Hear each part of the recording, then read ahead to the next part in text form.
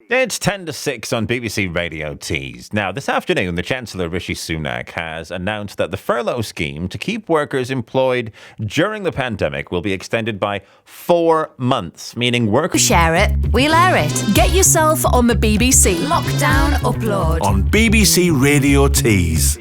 It's 10 to 6 on BBC Radio Tees. Now, this afternoon, the Chancellor Rishi Sunak has announced that the furlough scheme to keep workers employed during the pandemic will be extended by 4 months, meaning workers will continue to have 80% of their wages covered until October. But there will be some adjustments in that from August.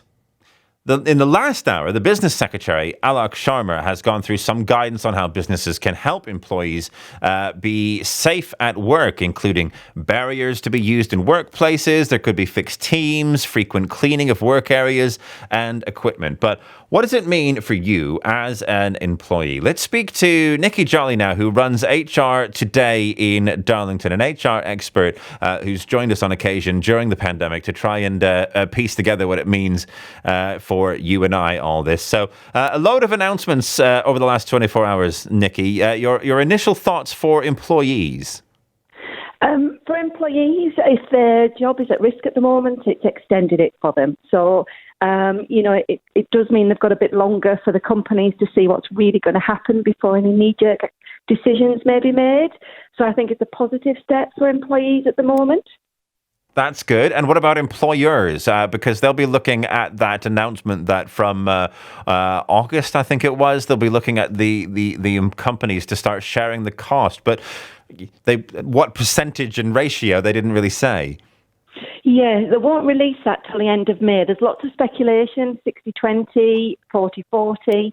Basically, what we're interpreting from what's been announced is that you will be able to bring employees back on a more flexible basis. So at the moment, furlough is 3-week blocks. If you're furloughed, for them to receive the wages back of 80%, you have to be off work for 3 weeks, which is quite hindering for companies where they may have short bursts of work, or they may have some work, but not enough for a full week to keep people engaged and coming back to the business. So the speculation is that people will be able to come back part-time or flexibly, but as a result of that, the companies will have to contribute towards that 80% of salary.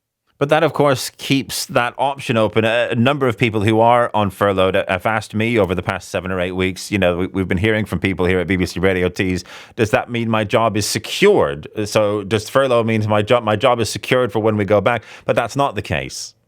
It isn't, no. I mean, it's the government's intention. They're supporting businesses as much as they possibly can to help the businesses through the difficult time and help them to plan, look at the future, look at the workflow that's coming in and seeing if they can extend that before making quick decisions. When this first came about, we had a couple of companies that said, that's my business gone, I need to make redundancies. Furlough stepped in, and what it's allowed those companies to do is to future project business, get out there and see if they can build up some business coming forward and not to make those knee-jerk reactions. So what it has done is bought everybody some time for the right decisions to be made rather than businesses panicking and thinking, I've got to get rid of everybody now. So it's not going to save everybody's jobs, and we have seen some people lose their jobs already, but it is buying people time to really assess the future and the situation so that the right decisions are made.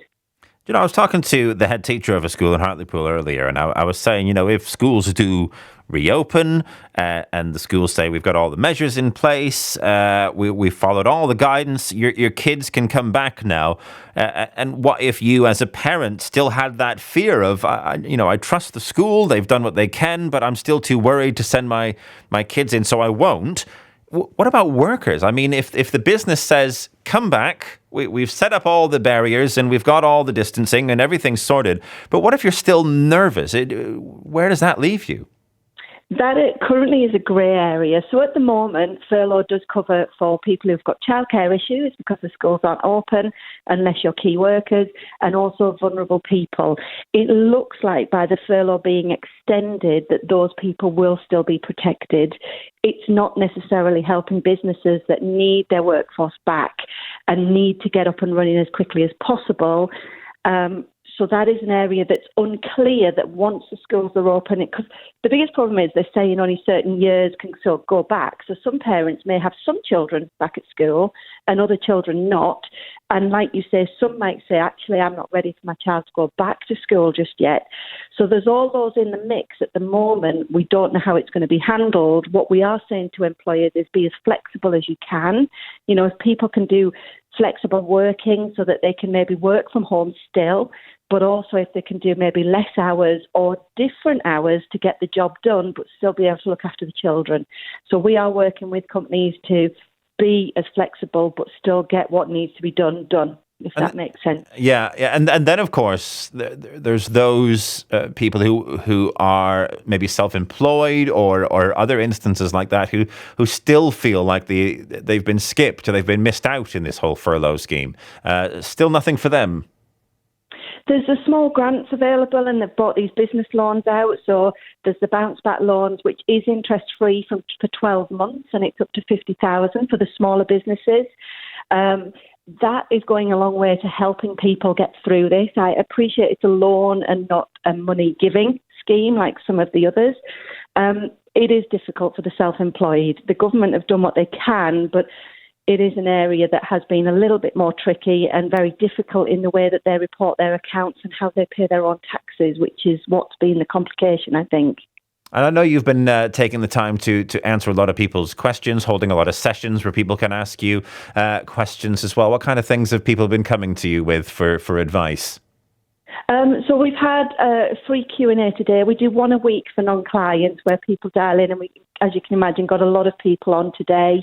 Some of the problems that people are having is how do we bring them back? So we're recommending that you do a return to work just as you would if somebody's been off sick or absent. Sit down, talk to your employees, really alleviate any fears or concern. It's two-way communication. They may see something you're not doing. So we've been asked a lot about how to do that safely, how to do it properly. The government have released health and safety risk assessments depending on your environment, so office-based, manufacturing and things like that. So there's loads of resource out there, and if anybody needs any help, I'm more than happy to point them in that direction. I've been sending that out all day today. There's a great frequently asked Q&A from the government that came out last night that just summarises some things about will I lose my job, what if, what about this. So there is absolutely, I think, over the last few days, we've probably received about 50 updates on the corona. So it is a bit of a minefield, but the government website is great. If you just search what you're looking for under COVID-19 and then put in what you're looking for, it should bring up what you're looking to get information on. But like I say, point them in my direction. We'll put you in the right policy to give you the right information if that helps. Nicky, thanks as always. Nicky Jolley, who runs HR2day in Darlington.